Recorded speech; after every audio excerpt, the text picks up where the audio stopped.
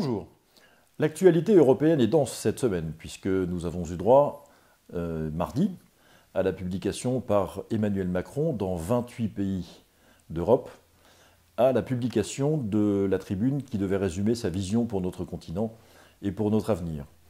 Et puis, nous avons appris également ces jours-ci que les négociations sur le fameux traité transatlantique, le fameux TAFTA, étaient sur le point de redémarrer et que le président de la Commission européenne, Jean-Claude Juncker, avait décidé de réamorcer ces négociations qui étaient jusqu'ici au point mort.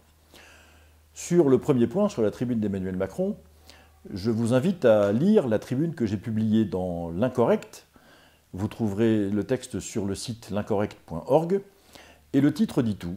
Macron ou l'Europe sans la France. C'est la manière dont j'ai intitulé ce texte et effectivement, en plus de 3 pages de texte en petits caractères, le président de la République est capable de décliner ce qu'il croit être une vision pour l'Europe, en ne mentionnant à aucun moment le nom de notre beau pays.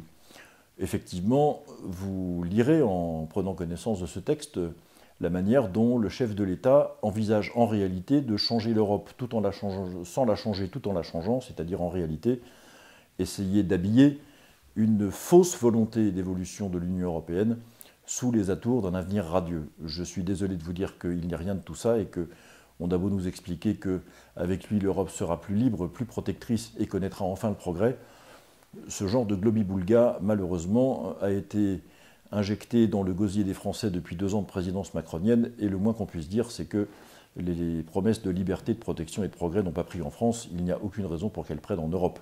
J'ajoute que la manie qu'a le président de la République d'enfoncer des portes ouvertes en permanence, en présentant comme révolutionnaires des projets ou des actions qui sont déjà conduites depuis longtemps par l'Union européenne et par la France, a quelque chose d'un peu agaçant.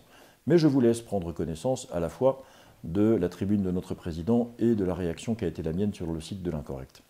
Quant à la reprise des négociations du TAFTA, elle prend également dans cette perspective tout son sens, puisqu'au moment même où le président de la République essaye de nous vendre un projet protecteur pour l'Europe, eh bien, il a évidemment, comme j'imagine, les principaux chefs d'État européens, donné son blanc-seing au président de la Commission de Bruxelles, Jean-Claude Juncker, pour que les négociations reprennent. Elles étaient au point mort, vous le savez, depuis un moment.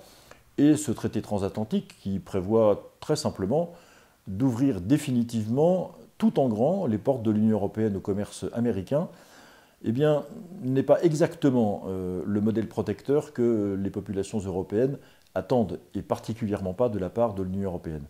Si effectivement il y a un besoin de protection exprimé par les peuples européens ces temps-ci, on ne peut pas dire que le TAFTA réponde à cette aspiration, c'est même tout l'inverse.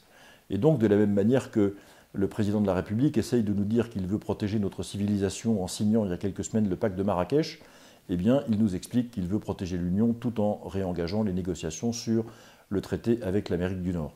Il y a là, comme d'habitude, la merveilleuse et très insupportable manie du « en même temps », mais de la même manière que nous voyons en France les frontières de cette méthode et de ce langage, nous commençons à voir se pointer ces mêmes inconvénients sur le plan européen.